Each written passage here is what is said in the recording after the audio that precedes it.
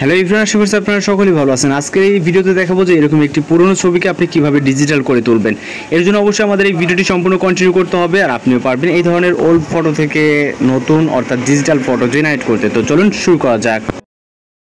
Welcome back. তো এই ধরনের পুরনো ফটোকে নতুন রূপে করার জন্য আমাদের পিকচার অ্যাপ্লিকেশনটিকে ওপেন করতে হবে এবং সম্পূর্ণ ভিডিওটি কন্টিনিউ করবেন। আমরা বেশ কিছুভাবে কাজ করব।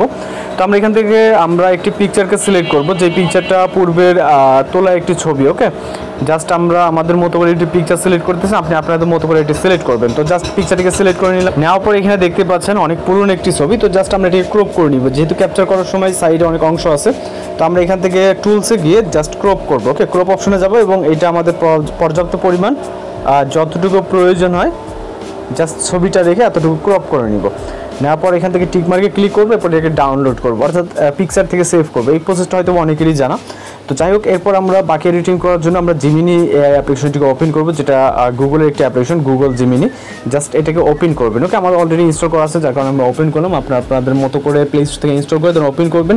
এরপর এখান থেকে প্লাস ওখানে ক্লিক করে গ্যালারিতে চলে যাবেন। এরপর আমরা যে ফটোটিকে ক্রপ করলাম, জাস্ট ওই ফটো দেখতে পাচ্ছেন একদম ঘোলাটে নর্মাল একটি ওল্ড একটি পিকচার। জাস্ট সিলেক্ট করে এখান থেকে ডান অপশনে ক্লিক করবো। ওকে, পিকচারটি এখানে আপলোড হবে।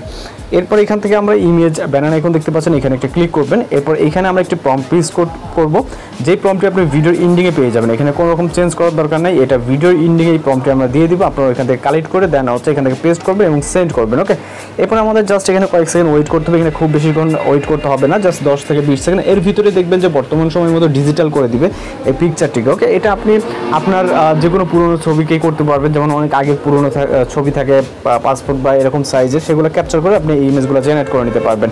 তো আমরা কিছুটা নিচের দিকে যদি আসি, তাহলে দেখতে পাচ্ছেন আমাদের এই ইমেজটা দেখুন অনেক ঘোলাটে এবং বিটিভির মতো বলতে গেলে চলে, দেখতে পাচ্ছেন, এবং এটা কিন্তু জুম করলে ফেটে যাবে। ওকে, তো সেক্ষেত্রে আমরা যদি নিচের এটার দিকে আসি, জাস্ট আপনারা দেখুন অনেকটা ক্লিয়ার। ওকে, তো জাস্ট এইভাবে আপনি কিন্তু এক ক্লিকেই একটি প্রম্পটের মাধ্যমে এই ধরনের ফটোগুলা জেনারেট করে নিতে পারবেন, যেটা পুরনো থেকে ডিজিটাল করে নিতে পারবেন। তো এই ছিল আজকের এডিটিং টিউটোরিয়াল এবং প্রম্পটের বিষয় আছে। এখন যে স্ক্রিনে যে টেক্সট দেখতে পাচ্ছেন, এটাকে ক্যাপচার করে আপনি টেক্সট এক্সট্রাক্ট করে দেন এই প্রম্পটটিকে ইউজ করতে পারবেন। তো এই ছিল আজকের এডিটিং টিউটোরিয়াল। দেখা হচ্ছে পরবর্তী কোনো ভিডিওতে। ভালো থাকবেন, সুস্থ থাকবেন।